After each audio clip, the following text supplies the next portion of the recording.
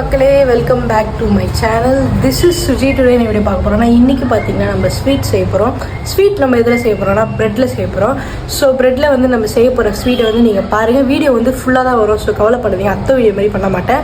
So இந்த video வந்து கண்டிப்பாக ஞாபகமாக ஆன் பண்ணுறேன். அதே மாதிரி நான் சேனலை வந்து சப்ஸ்கிரைப் பண்ணாமல் நிறைய பேர் பார்த்துட்ருக்கீங்க. ஸோ சப்ஸ்கிரைப் பண்ணிட்டு பாருங்கள். சப்ஸ்கிரைப் பண்ணிட்டு பார்த்தா தான் நான் போடுற வீடியோலாம் உங்களுக்கு நெக்ஸ்ட் வந்து அப்டேட் ஆகிட்டே இருக்கும். ஸோ சப்ஸ்கிரைப் பண்ணிட்டு பாருங்கள். வாங்க வீடியோக்குள்ள போகலாம். A few moments later. பார்த்தீங்கன்னா இந்தமாரி ஒரு டப்பா நம்ம வீட்டில் இருக்கோம்ல, நார்மலாக ஸ்வீட்டு இல்லை சாம்பார் சட்னி எதனா வாங்கியிருப்போம். அந்தமாரி டப்பா வந்து யூஸ் பண்ணிக்கலாம். இப்போ நம்ம வந்து அப்புறம் பார்த்திங்கன்னா நெக்ஸ்ட் வந்து நம்ம கடையில் நார்மலாக விற்கிறாங்களே பாதாம் ஜூஸ் சொல்லுவாங்கள்ல, பாதாம் ஜூஸு, பாதாம் ஷேக் எப்படி வேணால் சொல்லலாம். அந்தமாரி ஜூஸ் வந்து வாங்கிக்கோங்க. நெக்ஸ்ட் வந்து ப்ரெட்டு,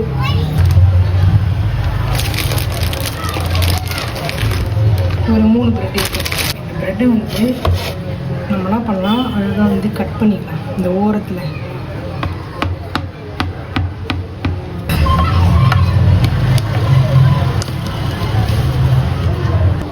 இந்த ப்ரெட்டெலாம் இருக்குல்ல, இதை வந்து நம்ம என்ன பண்ணுவோம், மிக்சியில் போட்டு நல்லா வந்து அரைச்சி எடுத்துருக்கோம். நல்லா வந்து இதை அரைச்சிட்டோம். வந்து என்ன பண்ணோம், ஃபுல்லாக இதை நம்ம வந்து நல்லா கட் பண்ணிடலாம். பெஸ்ட்டு இந்த மாதிரி எடுத்துக்கலாம். இந்த மாதிரி கட் பண்ணிக்கலாம். இதை கட் பண்ண முடியுமான்னு தெரியல. இப்போ இதெல்லாம் பண்ண போனோம்னா அப்படியே மேலே வந்து ஃபுல்லாக போட்டுக்கலாம். இப்போ இந்த மாதிரி பாதாம் வைக்கல, அதை வந்து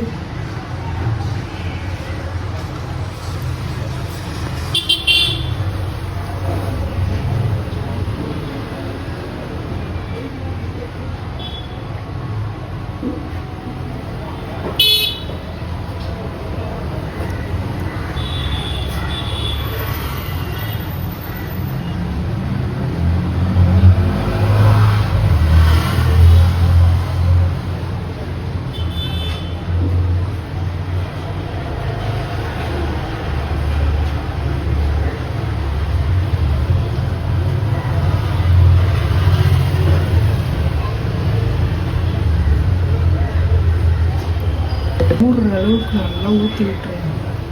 எல்லாத்தையும் கூட ஊற்றி விட்டுருங்க. அப்படியே மூடி நம்ம பண்ணுறோம், ஃப்ரிட்ஜில் வைக்கணும். இப்போ பார்த்தீங்கன்னா ஃப்ரிட்ஜிலேருந்து இந்த ஸ்வீட்டை வந்து எடுத்துகிட்டு வந்தோம்.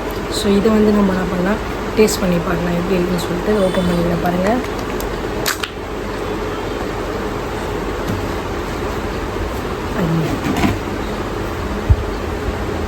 வரேன்.